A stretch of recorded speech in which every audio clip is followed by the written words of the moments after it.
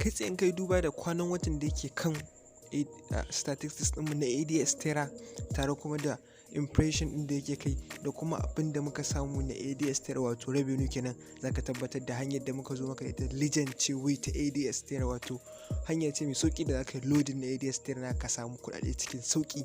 Kai tsaye ka biyo mu zuwa cikin bidiyon namu domin ka san yacce ake yi.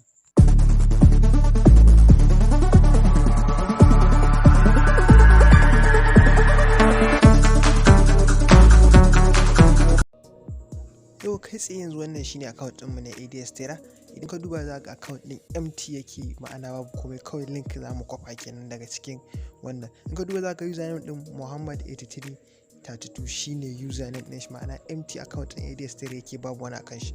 To kai tsaye kada ka manta duk wani kayan aikin da na aiki da su zan faɗa maka source ɗin inda za ka same su, har in duk yacce za ka yi aiki da su za gani. Kaga wato empty yake yanzu. Za mu copy direct link ɗinmu na Adsterra, ka iya generating dama. Kaga wannan kayan aikin da gani a screen ɗinmu guda biyu su ne kayan aiki. Na farko za mu shiga zuwa cikin VPN ɗinmu kenan. Yanzu wannan ita ce VPN ɗinmu, za ga ta buɗe haka. To za mu zaɓi ƙasa. To ni da ke already premium user ne a cikin wannan VPN ɗin, kaga zan zaɓi duk country ɗin da nake buƙata don na rolling ɗin wato wannan da ƙasar da nake so kenan. In ka duba da haka kai tsaye kaga zan yi connecting. In dai connecting kaga zai bani kimanin mintuna 20 ne cewa wannan ƙasa zai disconnecting, sai na ƙara zaɓen wata.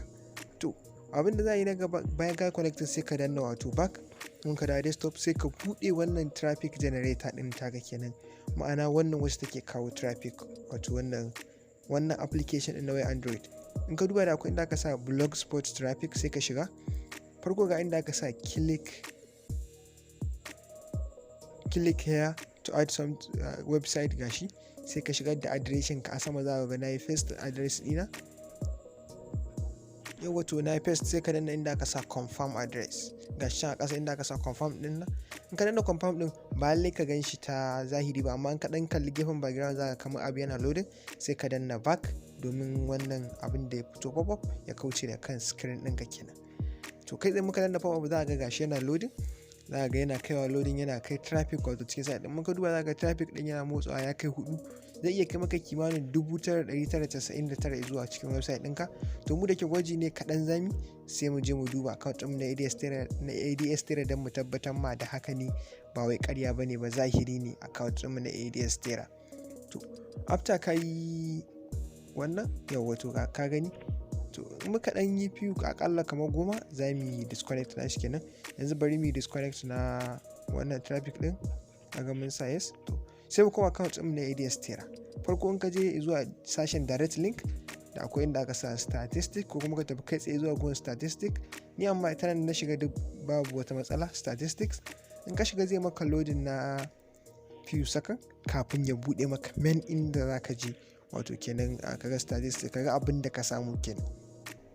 Wato kaga yanzu kai tsaye ta fashi. In ka kalla da kyau za ka samu kai tsaye a cikin Adsterra namu, kuma username ɗin dai the same shine, babu wani bambanci. Ka gani za ga username ɗin wato Muhammad8332 ne, kuma ga revenue ɗin da muka samu kenan.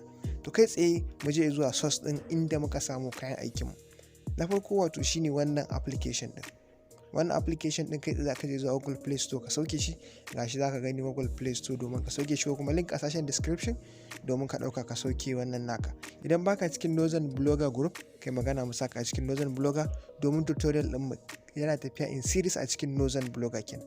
VPN ɗin da muka yi aiki kuma za ka iya sauke duk VPN ɗin da kake so da Google Play Store domin ka yi aiki da ita 100% kenan,